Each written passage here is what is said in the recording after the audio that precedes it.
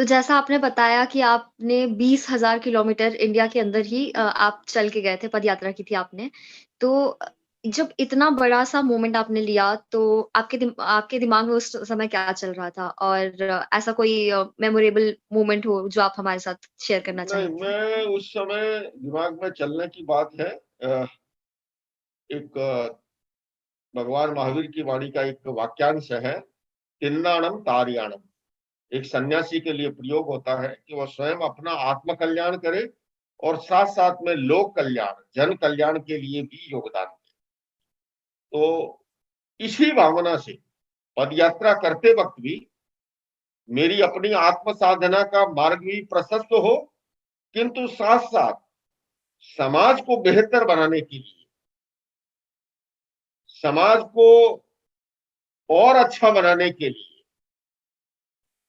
व्यक्ति निर्माण में योगदान देने के लिए ये सारे प्रयास थे और उसमें अनेक माध्यमों को काम में लिया। पीस एजुकेशन में एक कार्यक्रम चलाता हूँ, peace education for youth, peace education for children, peace education for women, peace education for teachers, है ना? अलग-अलग वर्गों के लिए हम लोग मेडिटेशन के कैंप लगाते हैं, जैसे anger management, stress management, time management, self management वगैरह-वगैरह। तो ये सारे कार्यक्रम जो हैं अलग-अलग इस प्रकार की सामाजिक कुरीतियों के बारे में भी समाज को जागरूक करने के लिए मैंने स्वयं ने फीमेल फिटिसाइड के अगेंस्ट में, कन्या भ्रूण हत्या के खिलाफ, गर्भ में जो बच्चियों को खत्म कर दिया जाता है, इसके खिलाफ एक सर्वधर्म जन चेतना जागरण यात्रा गुजरात से शुरू करके मैं अमृतसर गोल्डन टेम्पल तक उस यात्रा में सहभागी रहा। सभी धर्मों के लोग उसके अंदर रहे कि हम इस सामाजिक बुराई के विरुद्ध लोगों को जागरूक कर सके। इसी तरह इन वर्षों में क्लाइमेट चेंज के लिए, ग्लोबल वार्मिंग के लिए, जलवायु परिवर्तन के लिए लोगों को जागरूक करने के लिए, नशा मुक्ति के लिए, तो समय समय पर ऐसे समसामयिक विषय जो समाज के लिए उपयोगी है, उसके लिए भी जो है मैंने समय नियोजित किया और पैदल पदयात्रा के दौरान लोगों को जागरूक करने का प्रयास किया अपने आत्म कल्याण के साथ साथ।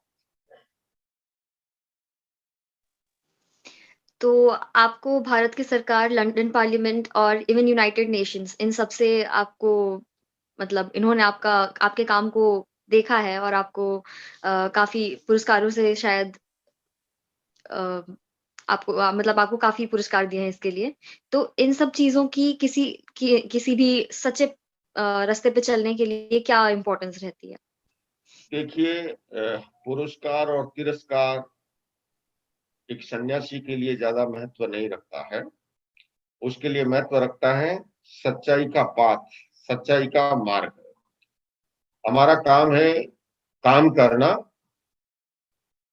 नाम के लिए नहीं, यश कीर्ति श्लाघा के लिए नहीं, पुरस्कार के लिए नहीं।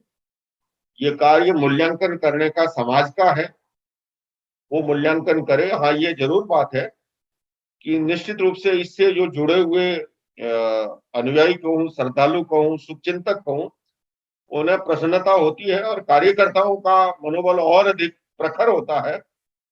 लोगों को प्रेरणा भी मिलती है, किंतु एक सन्यासी के जीवन में पुरस्कार और तिरस्कार का बड़ा महत्व नहीं है।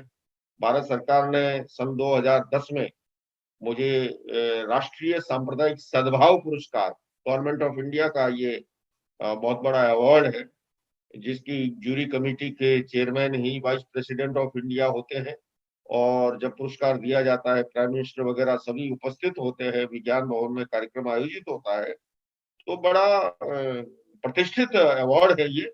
लेकिन मैंने आपसे पहले भी कहा, चाहे यूनाइटेड नेशंस में सम्मान मिला, चाहे लंदन की पार्लियामेंट में मिला, चाहे कैलिफोर्निया की असेंबली में, चालू असेंबली के दौरान सम्मानित किया गया T2 सिटी अवार्ड के द्वारा, लेकिन मैं एक ही कहूंगा कि सन्यासी के लिए पुरस्कार और तिरस्कार नहीं, उसके लिए महत्वपूर्ण है अच्छे कार्यों को संपादित करना, और ये काम समाज का है मूल्यांकन करने का, वो करते हैं।